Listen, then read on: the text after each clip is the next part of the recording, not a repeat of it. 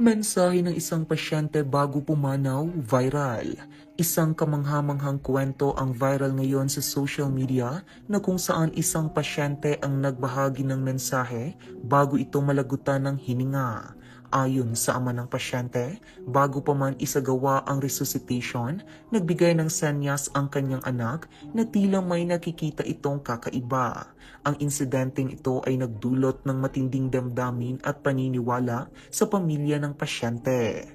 Sa gitna ng kalituhan at pag-aalala, binigyan ng amang kanyang anak ng papel at panulat upang isulat ang nais nitong iparating. Bagaman hirap at nanginginig ng kanyang anak, nagawa nitong isulat ang mensaheng Jesus is real ng malinaw na malinaw.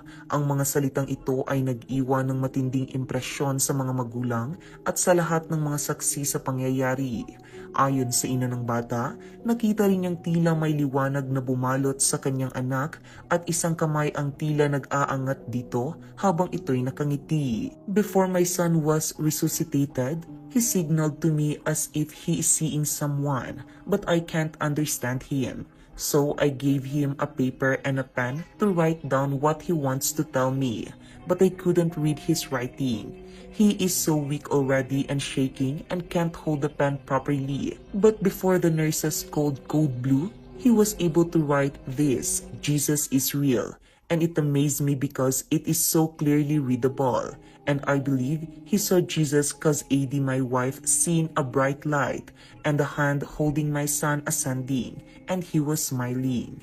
Magkaraang mag-viral ang istoryang ito, maraming netizens nga ang nagbahagi ng kanilang parehong experience na magpapatunay umano na totoo ang Diyos. Same scenario with my little brother. He was 10 years old when he passed away, and before he took his last breath, he said to us, "Lay me down, the Lord is coming to fetch me."